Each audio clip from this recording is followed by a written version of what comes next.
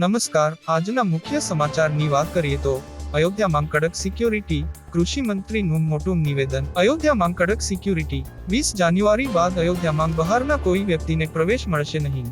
અયોધ્યામાં રહેતા લોકોને ઓળખપત્ર બતાવી તેમના ઘર સુધી પહોંચવાની મંજૂરી અપાશે. પોલીસે 21 અને 22 જાન્યુઆરીએ અયોધ્યામાં રહેતા લોકોને બહાર ન નીકળવા અપીલ કરી છે.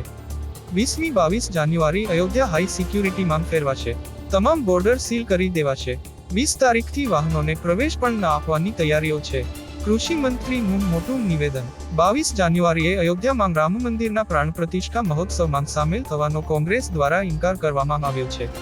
ત્યારથી રાજનીતિ ગરમાઈ છે. ભૂતકાળમાં કોંગ્રેસના ધારાસભ્ય રહી ચૂકેલા અને હાલ રાજ્યના કૃષિ મંત્રી રાઘવજી પટેલે કોંગ્રેસના આ સ્ટેન્ડ અંગે કહ્યું હતું કે કોંગ્રેસે આ નિર્ણય કેમ લીધો તે મારો વિષય નથી. આપણે તો રામાયણમાં વાંચીએ છીએ કે રામ ભગવાને કેવી રીતે સત્ય અને રામરાજ્યનું આપણને ભાન કરાવ્યું હતું. તો કોંગ્રેસ વાળાને પણ ભાન થશે. પણ એ મારો વિષય નથી. શું કામ એને નિર્ણય લીધો, કેવી રીતે નિર્ણય લીધો, શું એનો હેતુ છે. તો હાલ માટે બસ આટલું જ. મળીશું નવા વિડીયોમાં નવી અપડેટ સાથે. ત્યાં સુધી અમારી ચેનલને સબસ્ક્રાઇબ કરી વિડીયોને એક લાઇક જરૂર કરી દેજો.